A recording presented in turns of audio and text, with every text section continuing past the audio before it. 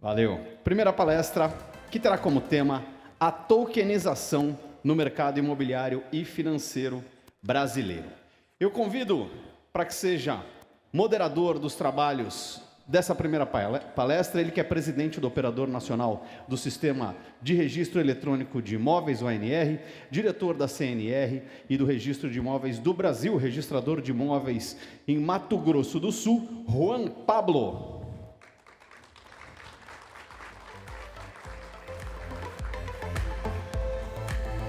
Convido o nosso palestrante, advogado, especialista em direito empresarial pela Fundação Getúlio Vargas, especialista em análise de negócios e projetos pelo IPEA Sendec e em contratos e negócios internacionais pelo IBMEC, sócio-diretor do Grupo Valia Participações, Marcos Oliveira.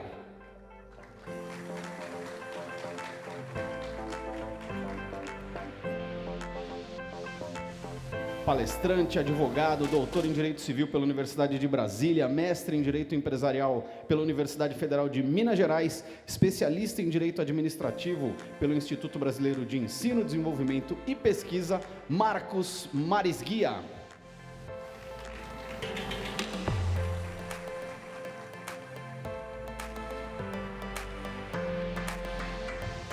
E nosso palestrante, advogado, mestre em Direito Penal pela Universidade Federal da Bahia, especialista em Ciências Criminais e em Direito do Estado, com foco em Blockchain e Direito dos Criptoativos, com certificação pela Legal Ethics Compliance, Lucas Carapiá.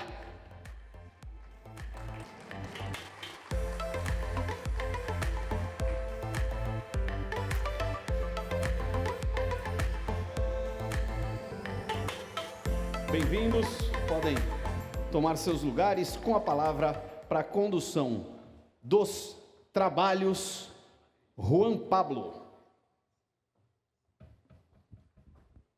Bom dia a todos. Novamente, gostaria de parabenizar o Dr. Rogério pela organização, a Fernanda, aos nobres palestrantes. Na realidade, quem vai acabar conduzindo os trabalhos aqui, nosso amigo Marcos. Eu também tenho uma pequena apresentação para fazer por parte do NR.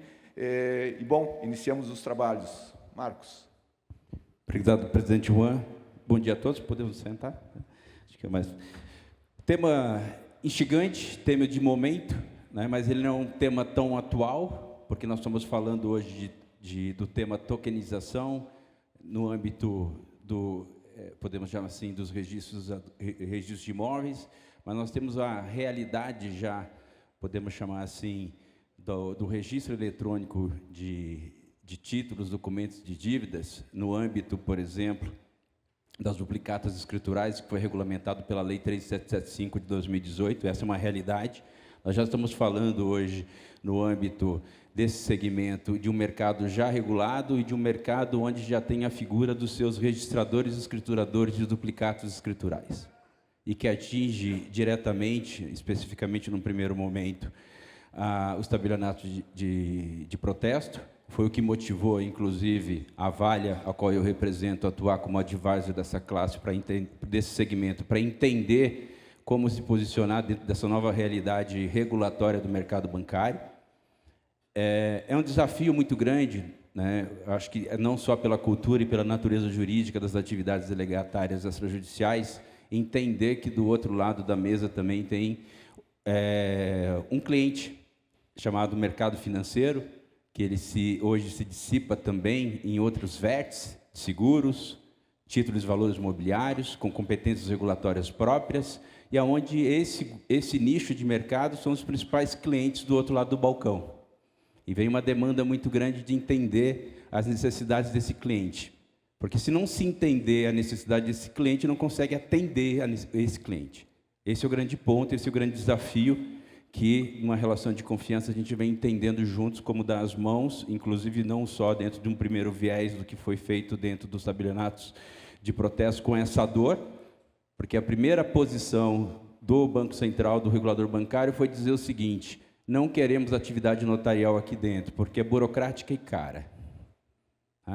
Isso vem se mostrando de um outro ângulo, de um outro ponto. Está aqui o Dr. Cláudio Marçal, que vem trabalhando pela classe, né, não só dentro do Estatuto 9492 de 97, mas também em especial, quando do debate legislativo desse tempo, de levar os contrapontos ao mercado dos riscos que essas proposições trariam para o efeito da segurança, para o efeito, né, do mercado como um todo, em especial dentro desse pilar da segurança jurídica.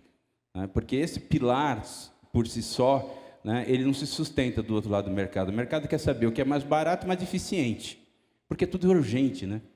A liquidação é em tempo real. O Pix está aí e ninguém quer saber de voltar ao que não era o Pix. E essa agenda ela precisa ser compreendida. Nós precisamos entender, do ponto de vista regulatório, dos diversos ambientes, seja na CVM, seja no próprio Banco Central, ou no mercado securitário via SUSEP, quais são os encaminhamentos e as necessidades do outro lado. Porque uma coisa a gente não pode negar. O sistema bancário é um sistema mais supervisionado do mundo. Nós temos protocolos internacionais, Acordo de Basileia, que vem mostrando isso. E o que está acontecendo hoje está escrito há anos em protocolos de segurança, em protocolos de conformidade, porque o banco hoje, da mesma forma que os delegatários, tem uma supervisão muito rígida. E a supervisão do Banco Central, hoje em especial, atende essa agenda internacional de Acordo de Basileia. E a gente não pode ver isso só sobre o lado ruim, tem um lado muito bom nisso, que é o lado de que nós conseguimos, com isso, trazer mais rigidez para o mercado. O exemplo do duplicado escritural é muito claro para isso. Nós estamos falando de um mercado de antecipação de recebíveis de 170 bi para um mercado de 15 tri. São os boletos dinâmicos, são as novas formas de trazer novos títulos para o mercado, como também hoje pode ser atendido pelos tabelionatos de protesto por intermédio da sua central. Tem o conceito da plataforma, que é muito... é um impasse, né? Vou delegar minha competência para a plataforma? Não, não é isso. A plataforma é padronização. A plataforma é um meio de interoperabilidade, de deixar todo mundo dentro da mesma esteira e da mesma margem de avaliação de risco e de conformidade. Porque a conformidade que o banco tem que ter dentro do seu balcão, o tabelião também tem que ter dentro do seu balcão para dentro. Essa conformidade é obrigatória. Todos os prestadores de serviço por meio bancário têm que atender às regras de governança e compliance do Banco Central. Isso é ponto. E não há como fugir disso. Por isso que os bancos estão tomando iniciativa de criar modelos próprios. Serasa, modelo bancos, que hoje tem um novo sócio, Experian. B3, modelos bancos. Núclea, CIP, modelos bancos. Por quê? Porque eles precisam criar mecanismos que atendam à sua conformidade regulatória. Então, como que hoje o segmento também pode atender essas dores do mercado e ver daí uma grande oportunidade? Porque o grande elo disso tudo, dentro dessa urgência, dessa necessidade de uma liquidação imediata, dentro de uma nova realidade de criptoativos, de criptomoedas, dentro de uma economia digitalizada, a gente não quer voltar atrás disso, ninguém quer. E remar contra isso, não dá para remar contra isso, é perda de tempo, perda de ineficiência. Então, o tema que traz aqui hoje, esse tema da tokenização no âmbito do mercado imobiliário e financeiro brasileiro, ele é um tema muito contundente. E ele é um tema que há uma necessidade também de fazer uma defesa de prerrogativa do ponto de vista do registral, porque nós estamos falando não de defesa de prerrogativa do delegatário, nós estamos falando de segurança jurídica, nós estamos falando de rigidez do mercado de crédito. Esse é um ponto e um diferencial enorme que é muito mais que a fé pública. A fé pública hoje é uma conformidade, mas ela tem que ter a conformidade dentro dos modelos regulados pela autoridade monetária. Então, isso traz para a gente um grande desafio. Como se posicionar diante dessa realidade? E como se posicionar tempestivamente? Porque a mora no encaminhamento de certas medidas de entendimento, de uma coesão de como se posicionar nesse mercado, faz com que iniciativas privadas ocupem esse espaço na mão grande. Está aí o exemplo das registradoras do Detran tirando serviços dos títulos e documentos com relação ao registro de contratos com a alienação fiduciária, uma realidade, se consolidou. Nós temos outros exemplos, como poderia acontecer com o protesto, com a duplicata escritural. Mas houve uma ação em tempo, muito bem dirigida. Doutor Cláudio, lembro bem do trabalho, dos fundamentos trazidos. Qual foi o fundamento trazido para preservar o protesto na duplicata escritural? duplicado no título emitido pelo credor, não tendo aceite, não tem relação jurídica material, vai negativar, vai protestar esse devedor, vai gerar uma ação indenizatória, vai gerar negativação indevida, vai gerar uma ação indenizatória, vai impactar o banco. Dados, levar dados, organizar e legitimar esse encaminhamento dentro daquilo que é a legitimidade que o setor tem. Acho que esse é o grande ponto aqui. Esse é o grande novo mercado, não podemos fugir dele. Mas quem tem essa legitimidade? Como orientar essa legitimidade? Nós temos um exemplo recente com relação à resolução COFES, regulamentando a tokenização de imóveis no âmbito do ambiente de corretores de imóveis. Então, aproveito, inclusive, que esse é um dos primeiros pontos que a gente vai trazer aqui, que são as reflexões trazidas para o posicionamento do ponto... E teve que se judicializar isso. A classe se organizou bem, trouxe os seus argumentos e levou isso para uma judicialização, para a suspensão da eficácia dessa resolução. Então, aproveitando o ensejo aqui, desse ponto, com relação à tokenização, dentro dessa realidade hoje que é uma dor, que o mercado reclama solução, que são dos ativos imobiliários, inicio aqui com o Dr. Maris Guias, que é sócio do escritório Sérgio Bermudes. Aproveito aqui e faço uma referência, na minha advocacia dos anos 90, nesse ambiente de títulos e valores imobiliários, mercado de capitais, o Sérgio Bermudes sempre foi uma referência, o nosso grande patrono, no sentido de entender o conceito dessas grandes mudanças. E é uma perda para todos os operadores de direito do mundo empresarial, mas a gente conta aqui com o seu esteio, com o seu legado, e o Marcos Maris Guia vem acompanhando isso de perto no âmbito regulatório CVM e Banco Central, e se colocou à disposição para o debate dessa questão, inclusive do ponto de vista de modulação de entendimento judicial. Então, Marcos, aproveitando aqui essa primeira participação no painel contigo, você fala sobre um conceito interessante, o que não devemos lutar, de que não devemos lutar contra a tecnologia, mas sim colonizá-la, colonizá-la com os nossos princípios jurídicos, dentro das prerrogativas próprias da classe. Tivemos agora em outubro essa questão envolvendo a suspensão da resolução COFES, que tenta criar esse sistema paralelo, que na verdade a essência é essa, lembra um pouco até o modelo que foi discutido na 14.711 ali com relação à IGG, que o grande ponto é esse. Enquanto os registradores não se organizam para atender a conveniência de mercado, vamos criando soluções paralelas. É isso que está acontecendo. Desde o governo Bolsonaro, com liberdade econômica, voltou agora também com a 14.711 dos marcos das garantias e volta agora também com o PL 4438, de 25, que trata da tokenização e traz esse ponto, e também o mais recente PL 2926, que cria a figura do registro financeiro, inclusive registro financeiro de garantias. Então, são temas, por exemplo, o 4438 está começando agora o seu ITER processual, o seu ITER legislativo, processual legislativo. Mas o 2926 já foi aprovado na Câmara e tem acordo político para aprová-lo nesse ano ainda no Senado. E gera um impacto imediato para a classe. Então, dentro desse cenário, Marcos, eu te pergunto, você acredita que esses encaminhamentos legislativos, em especial esse projeto de lei 4438, é finalmente a ferramenta correta para fazer essa colonização? Tem espaço para isso nesse ambiente? Como ele reforça a função extrajudicial como sistema único de segurança jurídica, impedindo que tecnologias de ficções digitais à margem do Estado, porque é uma realidade que nós temos, a resolução COFES traz esse risco, a perda do princípio da essência, que é o princípio da concentração no âmbito do registro imobiliário. Então, eu trago essa ponderação para ti, como que você vê a junção, esse espírito de colonização e essa customização desses princípios jurídicos com essa demanda de mercado? Obrigado, Marcos, pelas palavras. Bom dia a todos. É uma honra participar desse importante evento, parabenizar a Noreg, na pessoa da Fernanda Budi, agradecer pelo convite, Marcos também. Marcos, eu queria até pedir licença, talvez, para antes de responder essa sua pergunta, é para cumprimentar meus colegas de debate, João Pablo, Marcos, Lucas, Carapiá. Acho que é uma honra estar aqui fazendo um debate dessa qualidade. Eu queria, talvez, trazer alguns conceitos, Marcos, antes de te responder essa pergunta, tá?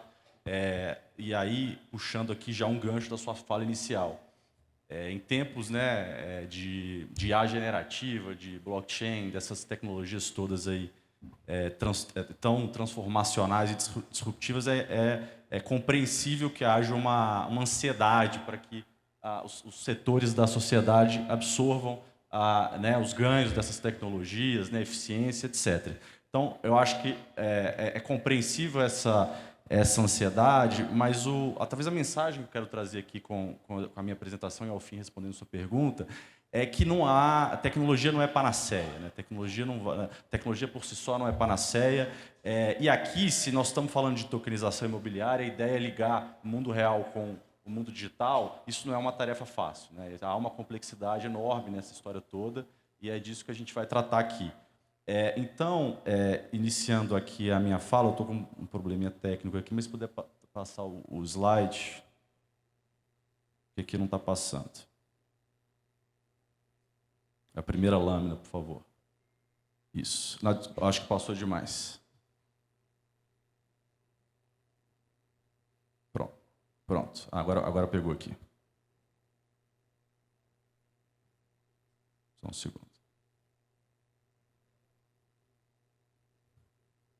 Bom, eu vou começando aqui com acho que noções introdutórias que são importantes.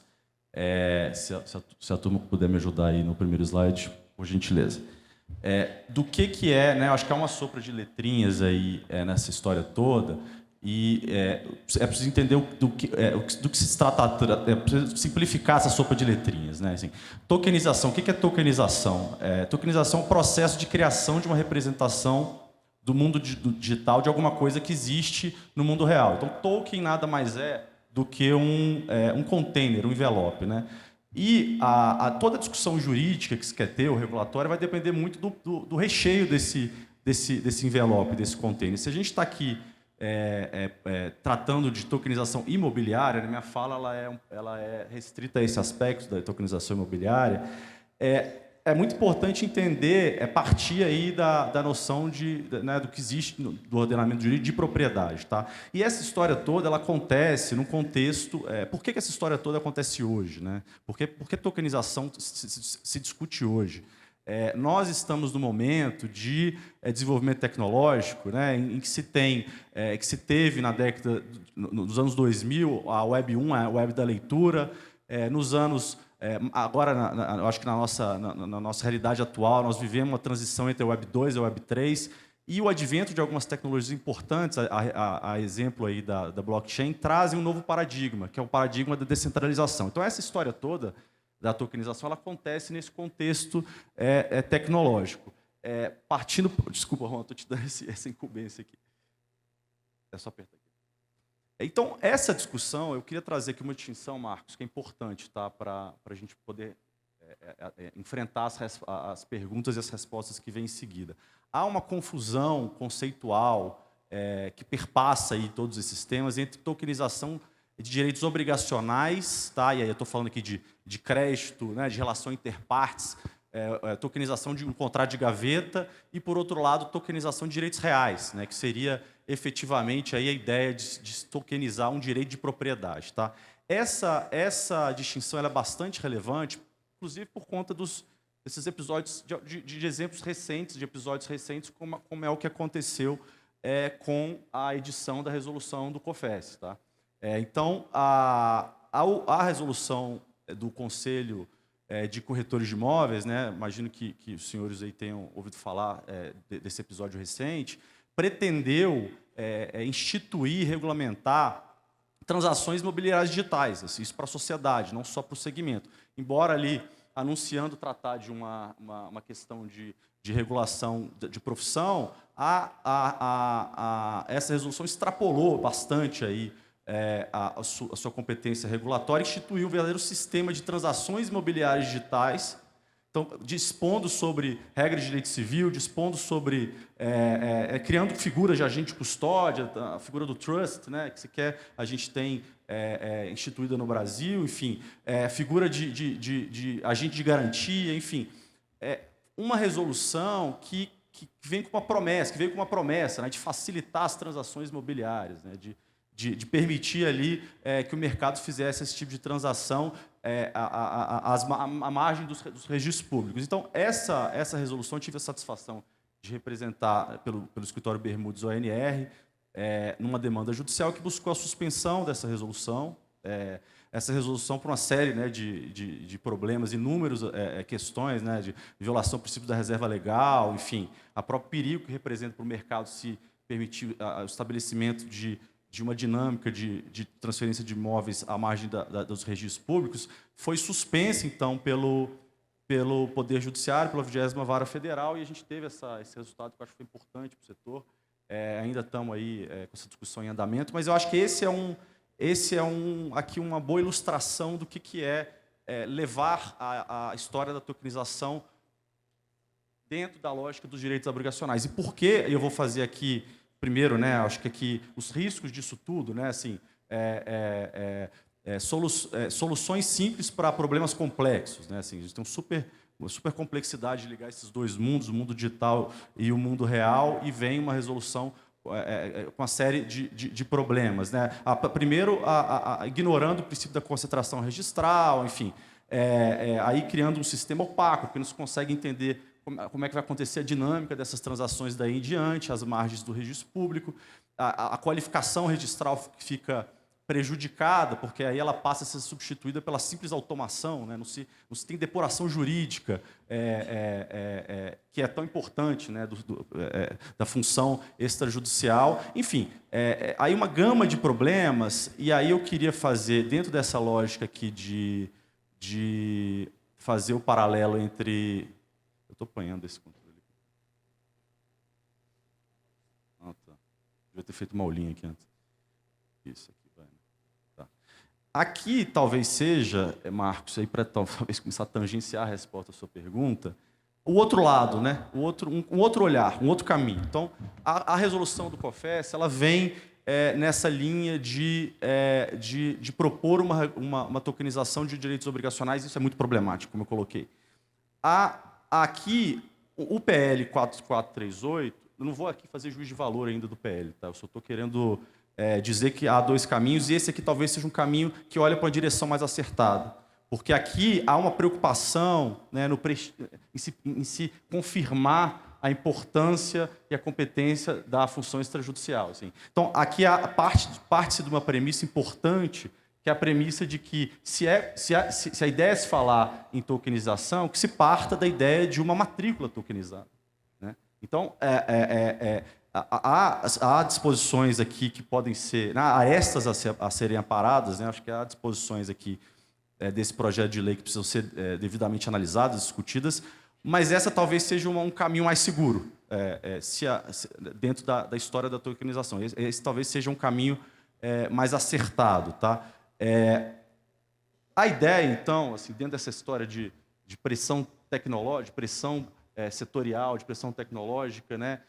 A ideia Marcos, você fez a menção no início da sua fala, eu acho que a ideia não é refutar a tecnologia, né? É colonizá-la com juridicidade, achar o ponto de equilíbrio entre segurança jurídica, que eu acho que é o produto da atividade, da função extrajudicial, da atividade notarial de registro, e achar o equilíbrio com as soluções tecnológicas. Aqui, nós já...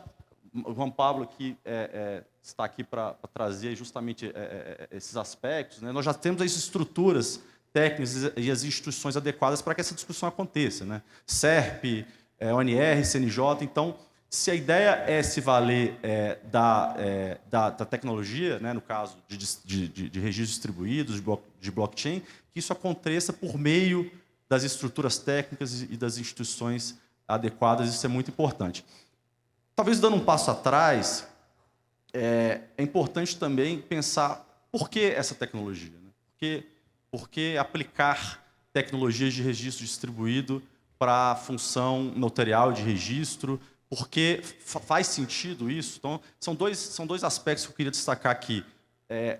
A própria adoção desse tipo de tecnologia dentro da realidade de um sistema jurídico como o sistema registral, ela precisa ser relativizada, né? Se essa tecnologia ela veio dentro de paradigmas de descentralização e etc., isso tudo precisa ser adaptado para que funcione em coesão, coordenamento.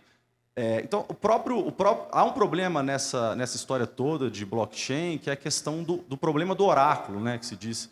Porque a tecnologia ela funciona bem quando o ativo ele é nativo do sistema, né? E aí, a partir daí, o sistema é hermético e as transações acontecem com muita facilidade. Quando a gente tenta ligar os dois mundos, né, mundo real com o mundo digital, a gente tem um grande problema, que é a validação da entrada da informação.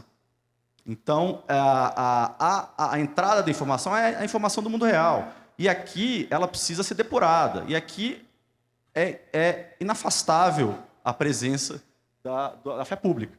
É inafastável, porque garbage in, garbage out, aquela expressão no mundo tecnológico que se usa, né? Então, a matrícula de um imóvel, por exemplo, é um bicho vivo, né? Ela vai as coisas, os fatos, atos e negócios, eles vão permeando, né? Ônus reais, enfim, retificações. Então, é muito complicado se pensar num sistema hermético e esse oráculo, que seria o cartório, vai precisar funcionar a todo tempo, né?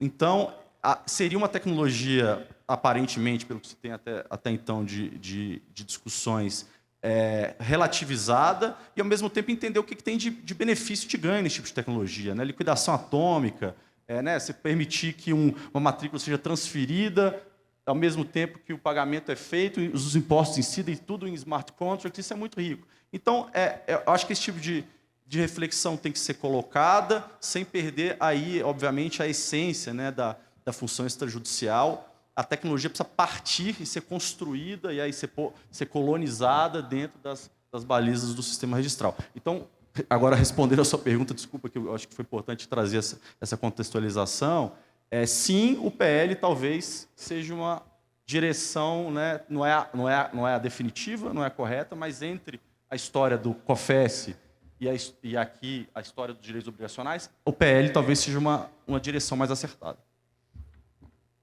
Perfeito. Obrigado, Tom Marcos. Uma última pergunta, né? Ao misturar esses conceitos, né, sem a devida publicidade registral, não corremos o risco de criar aí um showdown bank de garantias ocultas, sistemas paralelos de garantias, que é o que sempre foi muito bem posto pelos registradores públicos, né? Porque isso traz um risco sistêmico para o crédito, né? Como que o registro de imóveis pode atuar na prática para servir de divisor de águas, né? Garantindo que o mercado sabe exatamente quando está comprando um direito real na matrícula e quando está comprando apenas um contrato de gaveta digital? Tá, ótimo. Essa questão do shadow bank, e aí, vamos dizer, né, pensar naquelas situações em que empresas privadas adquirem o ativo real, constituem uma SPE, tokenizam as cotas da SPE e passam a vender isso no mercado como sendo propriedade imobiliária real, e aí prometendo, inclusive, que, olha, eu estou te vendendo aqui esse imóvel é seu, e aqui você tem lastro e garantia em função do que eu estou te vendendo, mas, na verdade, nós sabemos que né, o artigo 1245 do Código Civil, a propriedade se dá pelo registro. Então, na verdade, não há garantia, não há lastro nenhum. As empresas, eu estou criando um exemplo aqui, né, as empresas, eventualmente, se alavancam, né, emitem mais tokens e títulos do que há de lastro, e se cria aí uma série de problemáticas, né, em função disso, né, um sistema aí de garantias oculto, né? Então, também aqui, talvez, muito diretamente respondendo a sua pergunta, o protagonismo regulatório, né? Reafirmar a necessidade de se ter o registro público como eixo aí, de um sistema de garantias imobiliárias. E eu acho que aqui eu concluo a minha fala, tá, Marcos? Obrigado. Muito obrigado, Tom Marcos.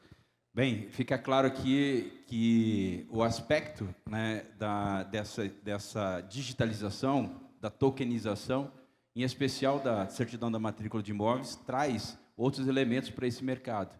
que nós estamos falando hoje. Quando falamos da tokenização dos dados, não tem com relação só à titularidade da propriedade, com relação aos dados de disponibilidade do bem, né, Juan? Mas entra também em questões relevantes. Esse imóvel está com cadastro ambiental rural homologado? Que é uma outra dor que os bancos têm por resolução do Conselho Monetário, de que, né, obrigatoriamente, para conceder crédito hoje, ele tem que verificar a regularidade do ponto de vista ambiental daquela propriedade. Então, isso traz um novo elemento, uma conformidade para o mercado. E aí entra a questão, né, Juan? O desafio, né? Unir a classe dentro de padronização de metodologias e de procedimentos para que o mercado se sinta seguro de que há um protocolo, há uma conformidade, né? E aqui fica o nosso registro também, a gente tem acompanhado de perto, desde a regulamentação da constituição do sistema de registros públicos, né, em especial dos papéis dos operadores nacionais. A gente sabe a luta, né, de arrumar a casa do balcão para dentro, né, vamos chamar assim, e, ao mesmo tempo, atender essas demandas urgentes do mercado, né. Bem, sabemos que um dos pilares da defesa do registro público é que blockchain privadas carecem de respaldo, né, constitucional para criar direitos reais. Esse é um grande desafio. Não dá para simplesmente você pegar a tecnologia e achar que tokenizou ela rígida, né, para os fins, né, que se coloca no mercado, né. No entanto, o mercado financeiro cobra tecnologia de ponta e agilidade, recorrentemente, né. O desafio do operador nacional, portanto, não é negar a modernidade. E a gente tem visto, em especial, né, Fernando, também todo o empenho junto com a Ari, de entender as necessidades, seja de Febraban, seja de mercado imobiliário com seus stakeholders, entender como levar isso de uma forma padronizada, de uma forma interoperacional. Esse é o grande ponto, né? E a gente tem visto a evolução, né, do setor em mostrar que está pronto para atender essas demandas de mercado, né? Esse desafio do ONR, portanto, não nega modernidade, mas sim oferecer tecnologia com a devida segurança jurídica. Por outro lado, né, temos um ponto crucial, que para o futuro é a convivência do registro de imóveis com outros ecossistemas paralelos, né? Então, como o mercado de capitais e o próprio registro financeiro que está sendo defendido pelo Banco Central, a ideia da escrituração e registro, né, de ativos financeiros com lastro em garantias reais, né? Que também é o mesmo efeito de tokenização num conceito mais CVM e registro financeiro num conceito mais Banco Central, né, bancos, né? Então, diante desse contexto, né, te faço aqui logo duas perguntas. Quais são as ações concretas do operador nacional, que o operador nacional tem liderado, especialmente através do sistema de registro eletrônico de imóveis, para provar ao mercado que é possível ter agilidade digital, né, sem abrir mão da segurança jurídica? Como o sistema do operador nacional reforça a legitimidade do registro público frente a essas tentativas de soluções tecnológicas paralelas? E já emendando uma última aqui. Como o operador nacional de imóveis está trabalhando a interoperabilidade técnica para garantir que o registro de imóveis converse fluidamente, fluido é o termo do momento, né, com esses outros setores da economia?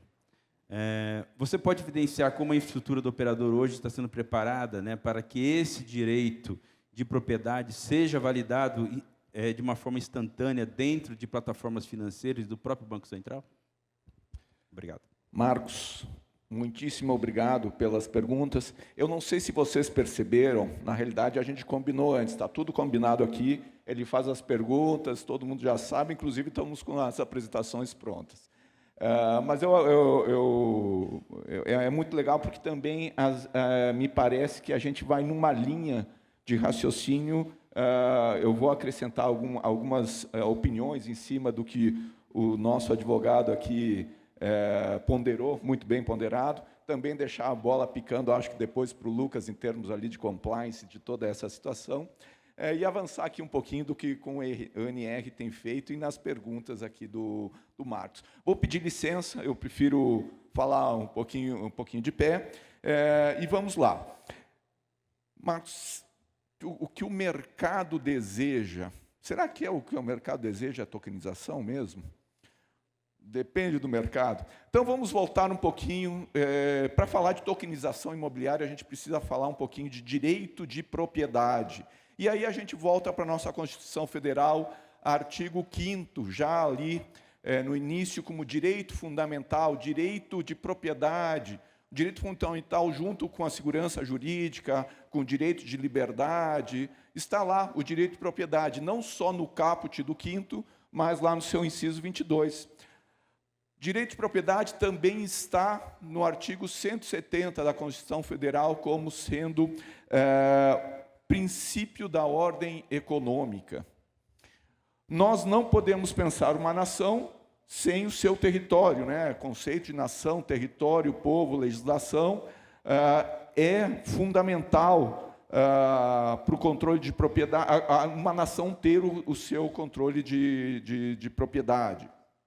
Ainda na Constituição Federal, a quem cabe ali a prática dos atos de registro da propriedade, registradores de imóveis e também aos notários com a sua fé pública, né?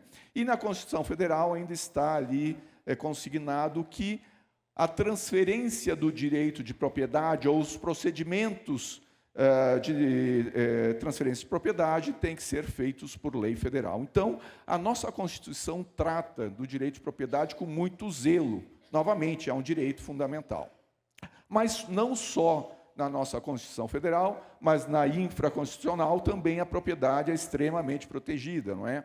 A transferência, como regra, precisa da fé pública do notário, precisa do registro, no competente registro imobiliário. Como dizíamos, o regramento do procedimento de transferência de propriedade está previsto na lei federal, a Lei 6.015, e aqui eu trago um ponto bem importante que às vezes pode passar despercebido. Com a Lei 13.465 de 2017, no seu artigo 76, diz: estabelece a criação do Sistema de Registro Eletrônico de Imóveis, o SREI, que deve ser implementado e operado pelo NR e devidamente fiscalizado pelo CNJ. Tal qual já foi dito aqui pela colega Ana, pelo colega Naurican, as nossas atividades notariais registrais são exercidas através de um concurso público, devidamente fiscalizadas pelo Poder Judiciário. É uma atividade pública exercida em caráter privado, e assim como nós somos fiscalizados pelo Poder Judiciário, o NR é fiscalizado pelo CNJ. Muito bem. Seguindo com o nosso arcabouço jurídico relativo ali à segurança jurídica e direito de propriedade. Não só temos a proteção constitucional e legal, mas também todo um ecossistema que efetivamente dá a chamada segurança jurídica nas transações imobiliárias, cabendo aos notários registradores a fiscalização tributária, e ali nós fiscalizamos o devido recolhimento de TBI, IPTU, ITCMD, CCIR, ITR, fazemos as comunicações para a Receita Federal, para o COAF, aplicamos a legislação no que tange o direito de família, direito sucessório, direitos reais de garantia, atuamos na recuperação do crédito, registros de aquisições originárias, uso capião, transformação da propriedade, nos casos de incorporações, loteamentos, fiscalização de situações ambientais, enfim. Por que nós trazemos tudo isso? Direito de propriedade não é um clique que vai resolver. Nós temos, sim, uma atuação, como o doutor Marcos falou, uma atuação ali de análise jurídica. Nós somos juristas, nós fazemos a nossa qualificação registral exatamente para que a gente possa trazer essa análise jurídica, que nós entendemos, no princípio, por mais que a tecnologia seja sedutora, que uma rede blockchain ainda não consegue contemplar a complexidade de todas essas situações. Bom, e o que está sendo eventualmente vendido, o que está sendo passado com essa questão da tokenização? Hoje estamos sem som. O meu vídeo, o mais bonito de todos. Técnica. Não? De propriedade, da propriedade da venda do imóvel, eu tenho um imóvel, está tokenizado. A Raquel gostou do meu imóvel e quer comprar o imóvel de mim. Eu vou explicar para ela, se ela não sabe o que é tokenização imobiliária, o que é propriedade digital, e na transação, em vez de levar 30 dias para ela receber a propriedade, ela vai, a partir do momento que a gente acertou as condições, ela me pagou tal dentro da plataforma mesmo, que a gente pode daqui a pouquinho entrar mais em detalhes, eu vou transferir a propriedade para ela em 10 minutos, ou menos que isso. Sem custo?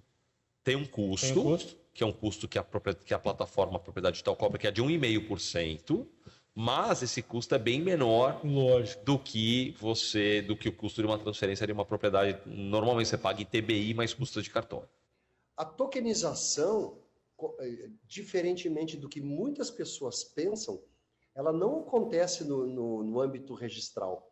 Ela acontece no mercado. Ela acontece lá fora do ambiente registral, no nível obrigacional. Há uma confusão do mercado em geral, seja dos juristas, seja dos próprios registradores e do mercado privado em geral, que a tokenização, ela ela anda com o direito real. Isso não acontece, não pode mexer, e tem um tema mais básico do blockchain, é a gente evitar o que se chama de double spending. O que é double spending? Vender duas vezes. Quando você mexe com a tokenização no direito real, você está cometendo um erro básico do blockchain, que é não ter travado o ativo, aquele que você se representa. Então, o direito real é sagrado, não se mexe, ele fica parado. Parado. Ele precisa ficar parado para que o direito obrigacional se mexa. E se mexa quer dizer fazer alienação fiduciária em cima dele, fazer fracionamento, mas sempre no nível obrigacional. E existe, principalmente quem conhece e quem é advogado, logo que você fala em tokenização, eles fazem a analogia que está se tokenizando o direito real. E não é assim que funciona, pessoal, no mundo inteiro. Então, veja, se vende ali, de certa forma, há uma certa confusão, como já foi dito. O que está sendo tokenizado? Direito obrigacional, direito real, transfere ou não transfere propriedade? Conseguimos ou não conseguimos fugir ali da tributação, ali, como foi dito? E assim, nos preocupa bastante, porque o que ocorre com o fenômeno da tokenização, como foi dito, é uma dissociação, efetivamente, com a atual legislação, uma dissociação entre o mundo do direito registral e o mundo do direito eletrônico. Nós vamos ter um token voador, enquanto não haja uma comunicação entre a matrícula e o token, nós vamos ter aquele token voador na nuvem, como diria a Dilma, que nuvem é essa, né? Mas, enfim, vamos ter essa falta de interligação entre os dois mundos, e aí o que se propõe é que nos causa um certo temor. Na resolução do COFES, é proposto, como foi dito, um agente ali de custódia, ou agente de garantias, que seria uma figura central, que iria fazer a supervisão dos dois mundos, tentando fazer a interligação. Ou se procura, de alguma forma, travar a matrícula, e que os direitos, agora, a transmissão de propriedade, não ocorram mais no registro imobiliário, e sim na rede blockchain. Então, o Dr. Marcos trouxe muito bem a questão do excesso de regulamentação pelo COFES, mas o que a gente queria trazer aqui em relação ao COFES é exatamente isso. Estão previstos o agente custódia e agente garantia, como tentando fazer a interligação entre os dois mundos, e a resolução do COFES disciplinava direito civil. Olha só, artigo 54 da resolução, o que pode ser tokenizado? Direitos reais de propriedade, para tramitar em uma rede própria. Então, isso realmente nos causa muita preocupação e estranheza. Nessa questão toda, cabe trazer também dois provimentos estaduais que trataram um pouquinho da questão da tokenização. Um provimento do Rio Grande do Sul, de 2021, atualmente suspenso. Houve um pedido por parte do NR, tanto por parte da Direx quanto do presidente do CD, e o provimento gaúcho nada mais dizia que, se houver uma compra e venda onde o pagamento for feito com um criptoativo, a parte que recebe aquele criptoativo tem que reconhecer o valor E quando isso for para a matrícula, tem que ser dito, olha, isso aqui foi esse imóvel foi pago com criptoativo, mas esse criptoativo não representa a matrícula. Então, o provimento do Rio Grande do Sul, não é, doutor Lamana, não trazia nada mais do que isso, mas, infelizmente, foi utilizado de forma equivocada aí das empresas, dizendo que haveria uma tokenização da matrícula. Já o provimento de Santa Catarina disse assim, olha, para não criar confusão, não vamos aceitar o pagamento em criptoativos. Então, esses dois provimentos tratando da temática. Em relação aos dois PLs, 4437 e 4438, o primeiro deles acaba alterando a Lei 14.478, que trata do criptoativos, que por omissão não falou de tokenização de imobiliária ou de outros bens, e acabou levando ali a proposta de inserir na Lei 14.478 também a tokenização através de operadoras de ativos digitais, na Lei 14.478, e a 4438 veio que disciplinar essa matéria. O que nos preocupa é aqui é uma preocupação que talvez a gente divirja um pouquinho do Dr. Marcos, ou é um contraponto, não é uma divergência, é um contraponto, mas vejam a proposta, né? Artigo 1227 do Código Civil está recebendo ali o parágrafo único e diz assim: o registro eletrônico de frações digitais de propriedade imobiliária em rede distribuída homologada pelo Sistema Nacional de Registro de Imóveis produzirá os mesmos efeitos legais do registro físico com eficácia contra terceiros, desde que atenda aos registros da legislação específica. Ou seja, está levando para a rede blockchain a transferência de propriedade com efeitos reais e efeitos contra terceiros.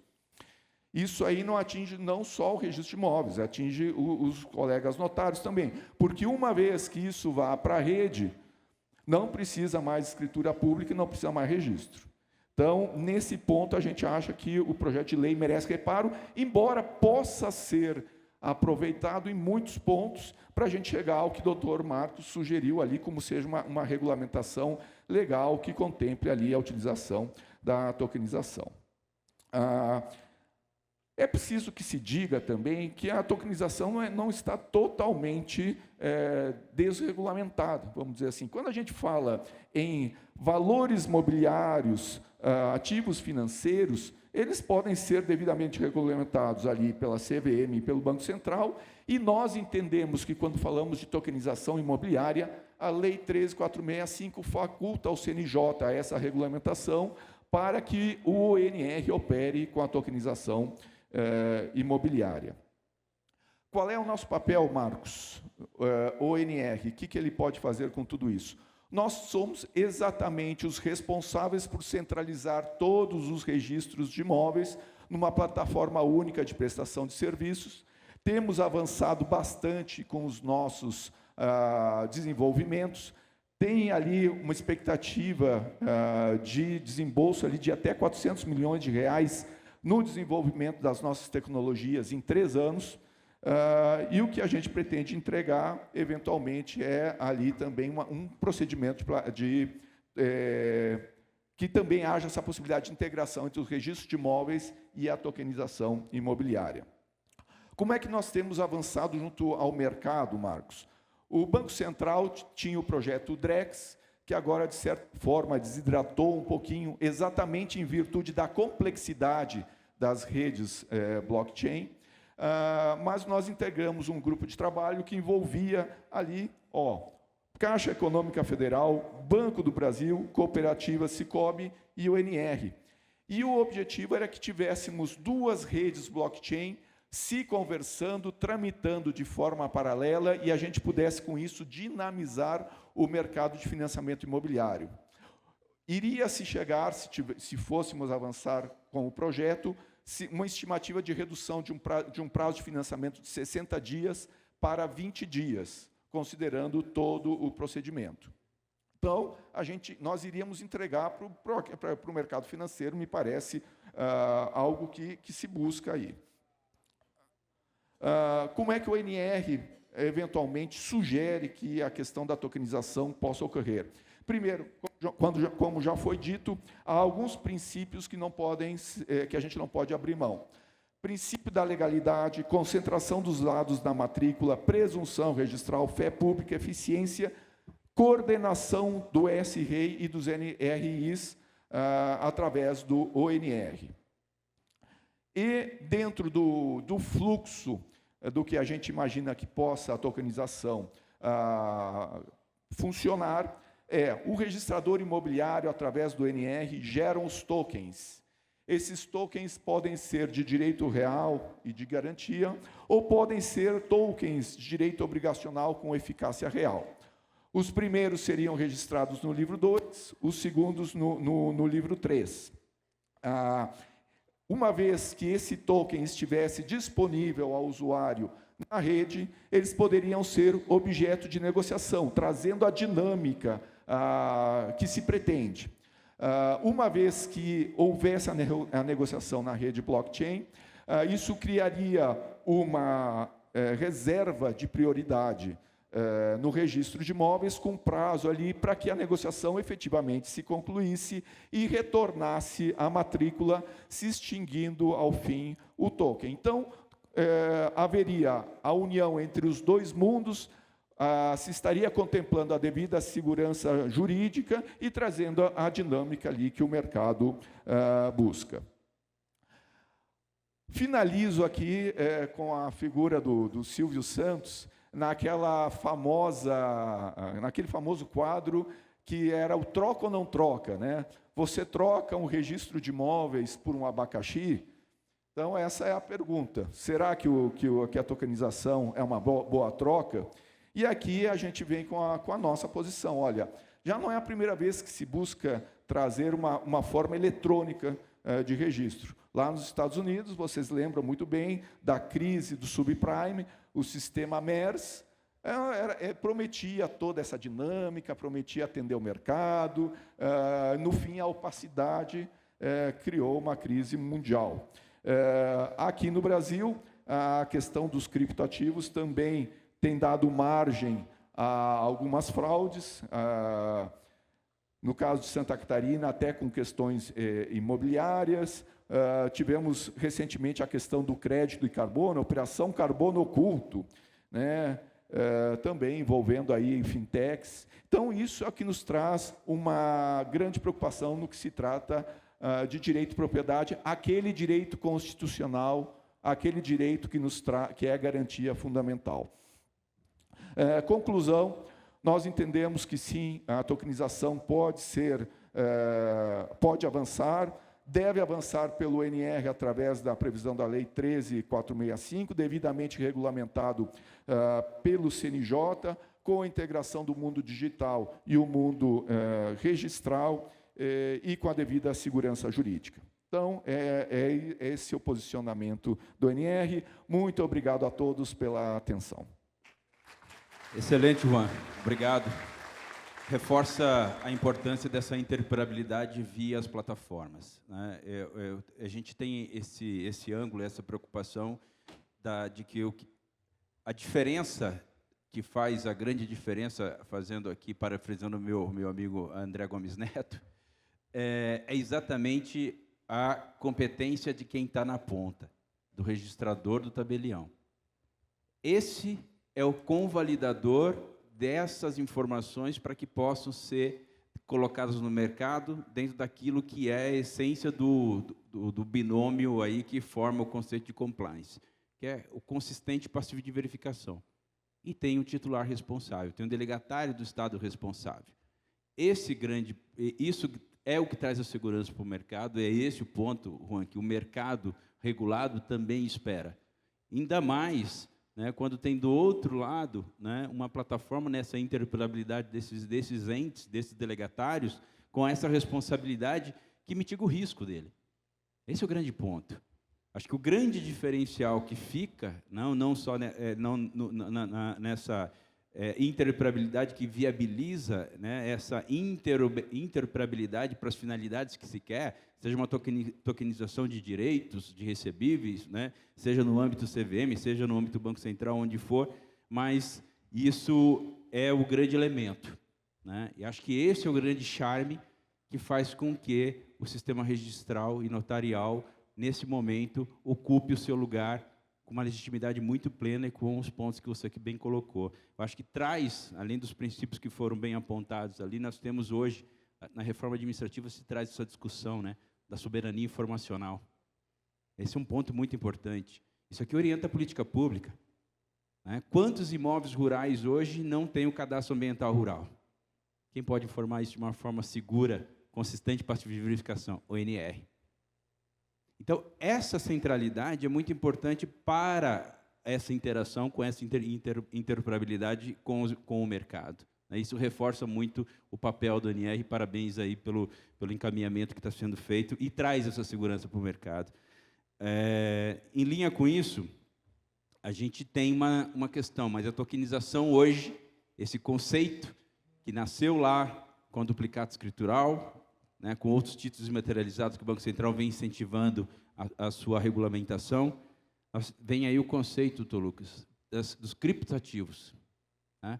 Vem aí também, afora o contexto que nós estamos colocando aqui no âmbito do registro de imóveis, vem o conceito, né, de novos ativos financeiros, né, com outras formas regulamentadas de acordo com as regras de mercado, seja uma cédula de crédito, seja uma cédula, seja um contrato de abertura de crédito, seja uma nota promissória, uma duplicata. E o mercado vem e traz essas inovações, né?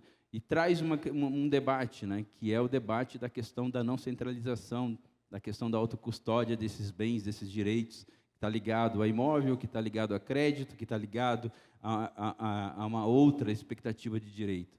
Então, diante dessa realidade, dessas questões envolvendo esses outros ativos que têm impacto direto com a atividade notarial registral, eu lhe pergunto, né, tem diferentes formas de criptomoedas, né, e se toca num ponto aí que é um ponto delicado, a questão dessa custódia dos meios dessa centralização, principalmente agora, né, que nós estamos discutindo, pelo menos no âmbito do tabelionato de protesto, a questão da atuação do tabelião como agente de execução extrajudicial, né, civil e também no âmbito fiscal. Quer dizer, vai ter poderes próprios, né, do Estado juiz para bloqueio de ativos dessa natureza. Hoje, no âmbito judicial, tem uma regulamentação própria no CNJ com relação a esse tema de você fazer as penhoras de criptoativos, né? Então, fica aqui uma pergunta, né? Como os registros e plataformas de sistemas judiciais podem interagir com esse mercado para resolver o dilema da custódia? Podemos afirmar que o cartório oferece a centralização de segurança, com essa segurança jurídica, necessária para que o detentor do criptoativo, da criptomoeda, tenha, de fato, um título oponível e seguro, superando os riscos de simples autocustódias digitais? Legal, obrigado, Marcos. Quero aproveitar também para agradecer, né, por estar participando desse evento, agradecer ao Dr. Rogério Bacelar, à doutora Fernanda, né, também cumprimentar os meus colegas, Juan Pablo, Marcos e Marcos. Eu acho que meu papel, e aí venho aqui justamente, eu vou pedir licença também para falar um pouquinho em pé, acho que é o costume, né? Acho que meu papel, e por isso eu coloco, né, como introdução aos criptoativos, tokenização e conformidade regulatória, é tentar, justamente como a gente combinou, dar uns passos atrás, né, e dizer assim, tudo bem, a gente está falando de token, e o meu background é um background da área criminal e de compliance criminal, né, que tem a ver com COAF, com verificação de conformidade. Então, como é que se chega lá? Eu acho que o que me leva até lá, até aqui, cerca de 6, 7 anos atrás, é justamente um pouco da confusão que até hoje ainda existe sobre onde está cada coisa. Na verdade, inclusive isso que o Marcos colocou, coloca em xeque conceitos que são fundamentais, do tipo, a gente vive um mundo centralizado, um mundo que está acostumado a ter regulações centralizadas e, de repente, aparece uma tecnologia que permite, teoricamente, que tudo possa ser descentralizado. Isso tem, inicialmente, muito valor e depois se diz, mas caramba, isso também traz muitos problemas, né? Então, como estabelecer uma regulação que é focada em entes centralizados, a partir de um mundo que cada vez mais se desenvolve com uma tecnologia que permite que as pessoas se comuniquem entre si sem a ocorrência de um centralizador, de um órgão centralizador. Isso é um cataclisma, isso gera realmente uma série de problemas e por isso tem dado tanto pano para a manga. Por outro lado, a gente também tem ouvido falar muito de tokenização, e não à toa é o tema, e o meu papel é dizer, mas espera aí, e o que vem antes do token? Porque, às vezes, a confusão está um pouquinho aí também, né? O token é o veículo, é talvez o final. Mas o que vem antes? O que vem antes, na prática, e muito do que está sendo discutido aqui, é o que, às vezes, importa muito mais. Então, eu queria um pouco sair desse papel da advocacia, da questão do compliance, da conformidade, e passar o papel um pouco mais até do professor, sem querer ser professoral, mas não um professor que vai falar de nenhum tipo de tema do direito imobiliário que não teria nenhuma condição disso, mas de falar exatamente um pouco sobre a arquitetura, a construção que faz a gente chegar até o token e perceber o quanto os direitos podem estar em cima disso, sejam direitos relativos a direitos reais ou direitos obrigacionais. Acho que eu preciso avançar, né? Obrigado. Então,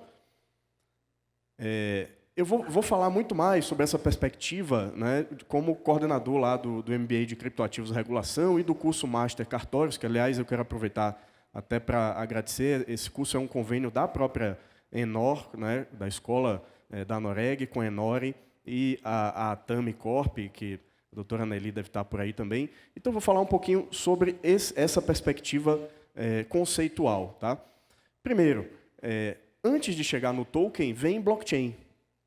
E muito se fala de blockchain num sentido já pejorativo, da mesma forma que se fala muitas vezes de Bitcoin. Hoje, quando a gente fala de criptoativo, muita gente diz, é criptomoeda, e aí se pensa no Bitcoin, se pensa como algo que é altamente especulativo. Na verdade, são coisas bastante distintas, embora tenham uma origem comum. É preciso entender a tecnologia blockchain, e eu não sou da área de tecnologia, embora tenha lidado com isso há muitos anos, e percebam como é importante para que todos entendam blockchain, porque, de fato, ela viabiliza essa descentralização a que a gente estava se referindo. Então, ela não é só um conjunto lá de regras matemáticas que vai estabelecer para aquele pessoal que é mais nerd da computação, né? Inclusive, ontem eu participava de um evento conduzido pelo TCU, né, na escola do TCU, em parceria com o BNDES, em que você tinha salas específicas de treinamento de desenvolvedores. Mas você tinha uma sala maior em que se discutia justamente a implementação de blockchain, né, da rede Blockchain Brasil, por exemplo, para todas as pessoas, e ali tinha gente de todas as áreas do conhecimento. Então, entender blockchain é importante que a gente perceba que essa comunicação feita sem intermediação, essa possibilidade de comunicação feita parte a parte, né, peer-to-peer, ela é exatamente ela que afeta os modelos centralizados de regulação. É por causa da tecnologia blockchain que a gente discute, por exemplo, hoje, se é possível simplesmente pegar qualquer coisa, tokenizar e usar plataformas livres de negociação. Eu posso criar uma plataforma hoje e negociar um ativo qualquer? Teoricamente, sim, porque a gente vive um livre mercado. Opa, mas espera aí. Nem tudo é tão livre assim. Ainda, por exemplo, no sistema financeiro, o mercado é livre, mas existe uma regulação e existe uma análise de riscos que é obrigatória. Cada um tem que fazer sua análise de risco e responderá caso faça de maneira equivocada essa análise de risco. Isso me parece que vai se reproduzindo em relação a todos os ativos, a todas as áreas que de alguma maneira pensem em utilizar a tokenização. Então, o conceito de blockchain, de DLT, é fundamental. Outro conceito importante tem a ver com a forma como essas blockchains elas chegam a um consenso, elas chegam a um acordo, e isso tem tudo a ver com descentralização, que é um pouco também do que o Marcos propôs. A descentralização ela só é possível, quando a gente se refere à blockchain, porque isso está intimamente relacionado a quem toma a decisão. Está relacionado a novos modelos de governança. Lançar uma plataforma descentralizada numa blockchain significa que você abre mão, muitas vezes, de uma decisão que parta de uma, de duas, de três pessoas. E construir novos modelos de governança foi algo que a gente ainda não conseguiu fazer de maneira adequada. Nós estamos nesse processo de transição. Como estabelecer processos decisórios que vão impactar em direitos se eu não tenho um ente central ali para regular? Isso é um processo de construção que eu acho que a gente ainda não alcançou maturidade para definir. Por enquanto, o que provoca esses modelos de consenso que saem do descentralizado e começam a construir modelos de consenso para o centralizado são modelos, por exemplo, de prova de autoridade. Eu trouxe aí o Proof of Work e o Proof of Stake, que são modelos de consenso tradicionalmente usados pelas maiores blockchains do mundo hoje. Eu vou falar de algumas delas, mas há a prova de autoridade, que é um outro modelo de consenso que se adequa muito bem a blockchains que tem a ver com a prestação de serviços públicos e que tem a necessidade de se estabelecer autoridade para que aquela informação entre na blockchain e, por exemplo, quem terá a confiabilidade de prestar aquela informação ou não. Me parece que, ao final, a gente vai perceber que isso tem tudo a ver com a atividade, por exemplo, cartorial. Aí está só uma fotografia da chamada mempool do Bitcoin. O Bitcoin é uma primeira blockchain na arquitetura que a gente tem hoje, que acaba fazendo muito sucesso, mas muito sucesso muito mais por conta do valor a que ele chegou. No final das contas, para a gente, muito mais importante do que o Bitcoin é Ethereum, ou a Ethereum. Tem tantas discussões sobre pronúncia, eu prefiro falar Ethereum, porque a rigor Ethereum também está errado, eu teria que pronunciar a palavra toda em inglês, então vamos aportuguesar tudo, tá? Acho que fica até melhor. A Ethereum, ela promove, a partir de 2015, a possibilidade de realização de contratos inteligentes. A possibilidade de você ter... o contrato inteligente não é bem um contrato, é um programa de computador, mas a possibilidade de você ter preocupações e obrigações entre partes que se auto-executem desde o início, tendo sido programadas para acontecer daquela forma. Essa auto-execução significa que você pode fazer um contrato de compra e venda com alguém e aquela pessoa necessariamente lhe entregar o ativo quando você depositar o valor em determinada ponta desse contrato. Normalmente a gente faz isso através de intermediários, em geral. Você faz através de um banco, enfim. Teoricamente, o contrato inteligente permite que você faça esse tipo de negociação com uma pessoa que você nunca viu na vida, tendo a garantia de que você vai receber aquele valor, se aquele valor estiver como um token dentro da blockchain e dentro do contrato inteligente. Então, aí está o ganho de tokenizar. O ganho de tokenizar é poder ampliar, escalar as possibilidades de negócio. O token é uma ferramenta que busca promover a escalabilidade do negócio. A possibilidade de você alcançar mercados que não precisam necessariamente de uma confiança na pessoa ou numa instituição central. Esse é o benefício da tokenização. Há mercados em que essa escala ela é mais difícil, claro. Em que ela é mais regulada, óbvio. E, portanto, nesses mercados em que a escala é mais difícil, ela é mais regulada, ela precisa de parâmetros, como têm sido colocados aqui, como é o mercado, por exemplo, imobiliário, é óbvio que a gente vai ter uma série de entraves a mais e que esse momento de construção de bases e de regulação é um momento fundamental. Fato é que, e aí eu vou ampliando, ou correndo, na verdade, para a gente não estourar o tempo, fato é que hoje no Brasil a gente vive um ambiente regulatório que está muito avançado no âmbito da utilização de blockchain e, consequentemente, da tokenização. Nós temos o Banco Central, e aí já viria um conceito de DREX. Nós temos o Banco Central que começa a trabalhar com o DREX como plataforma. O DREX nunca foi só o real digital, só entre aspas, porque o real em formato digital seria fantástico, uma CBDC que possibilitasse a liquidação imediata.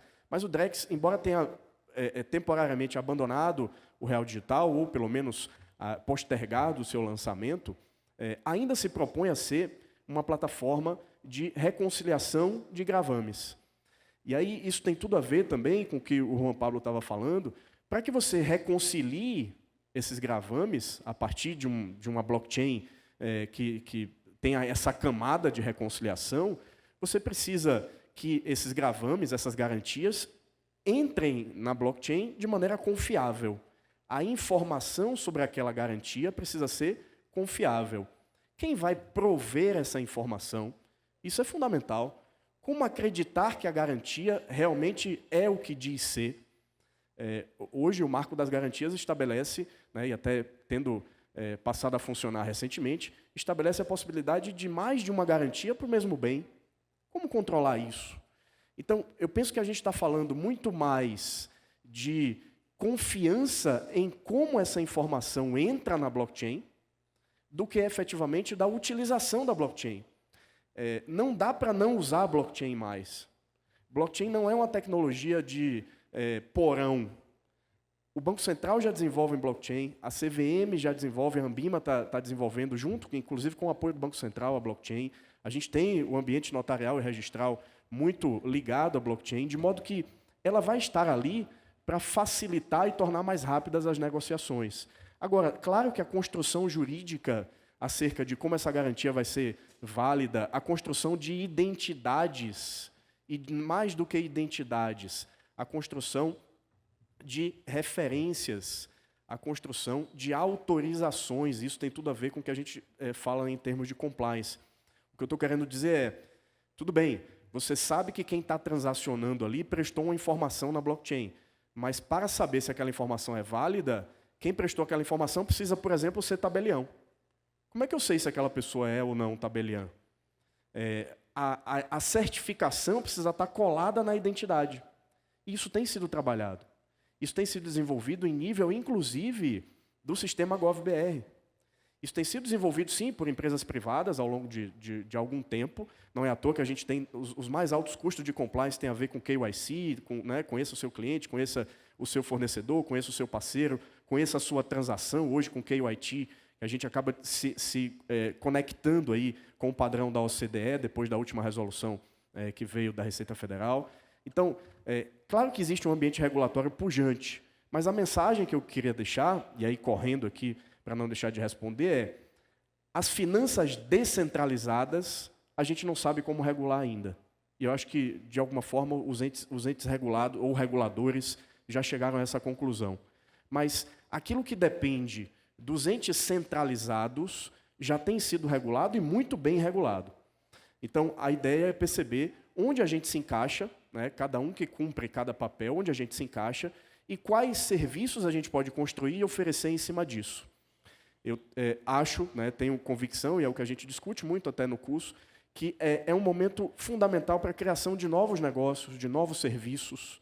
Né? A questão do token, por exemplo, quando você estabelece ali uma tentativa de fazer uma reconciliação de financiamento, alguém tem um financiamento, vamos colocar até imobiliário, e quer passar para outra pessoa que tem conta em outro banco. Esse processo de conciliação demora um tempão, né?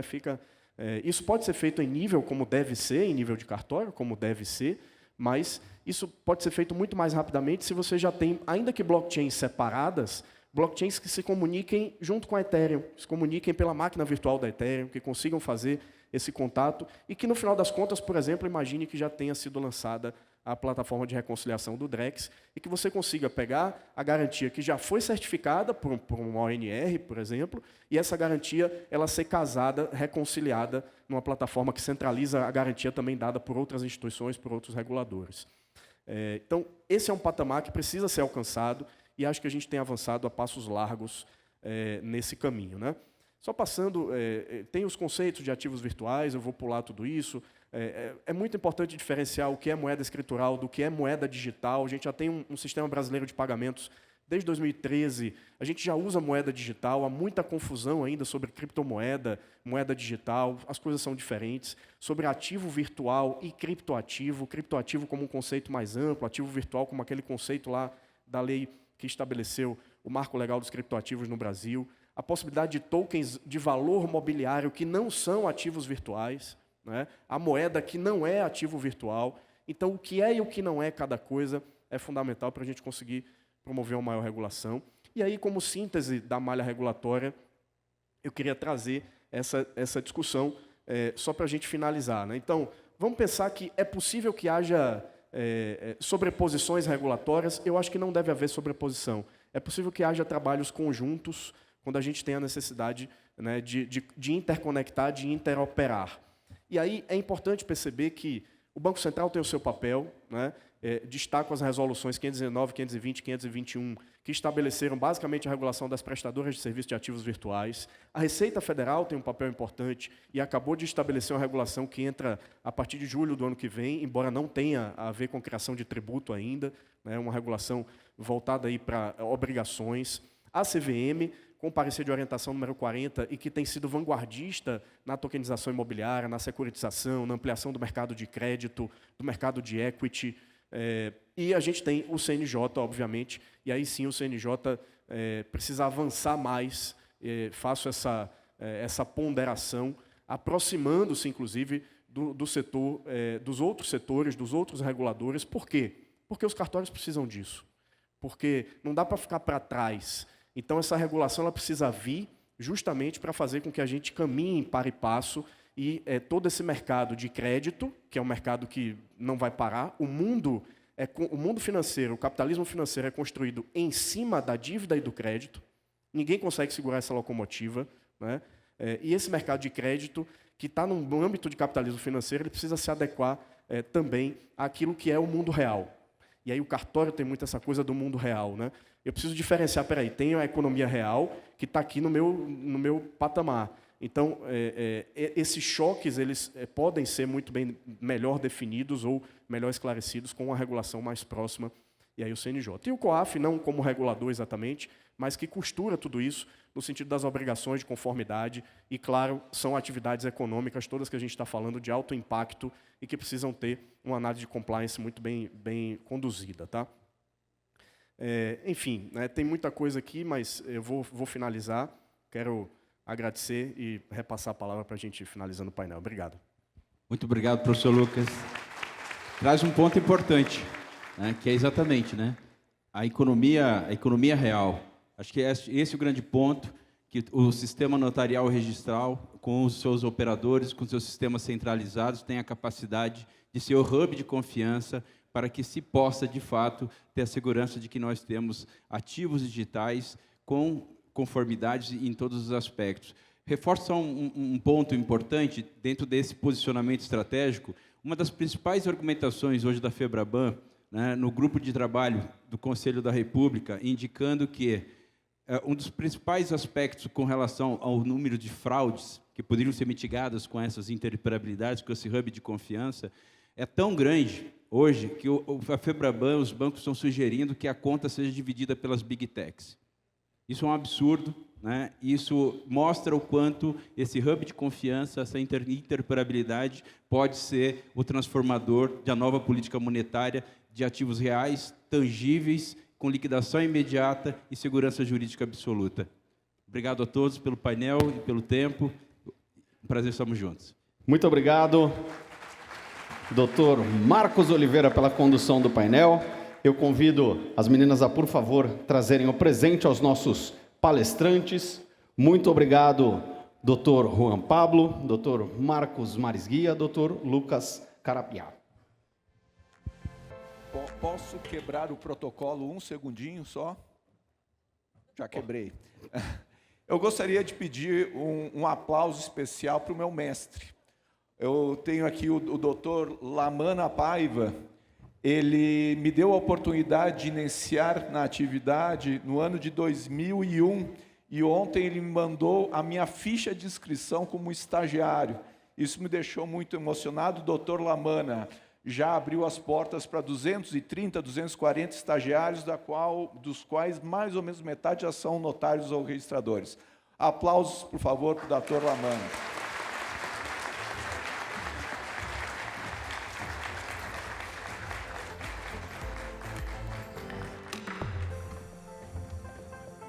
Vamos lá, fazer a foto oficial desse painel.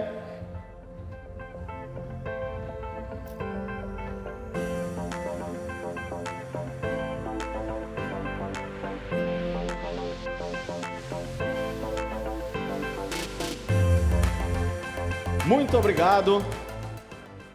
Os senhores podem, por favor, retornar aos seus lugares.